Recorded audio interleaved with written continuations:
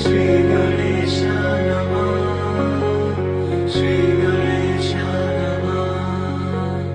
गणनायकाय गणदेवताय गणाध्यक्षाय धीमहि गुणशरीराय गुणमण्डिताय गुणेशानाय धीमहि गुणातीताय गुणाधीशाय गुणप्रविष्ठाय धीमहि एकदन्ताय वक्रतुण्डाय गौरीतनयाय धीमहि गजेशानाय भालचन्द्राय श्रीगणेशाय धीमहि एकदन्ताय वक्रतुण्डाय गौरीतनयाय धीमहि गजेशानाय भालचन्द्राय श्रीगणेशाय धीमहि।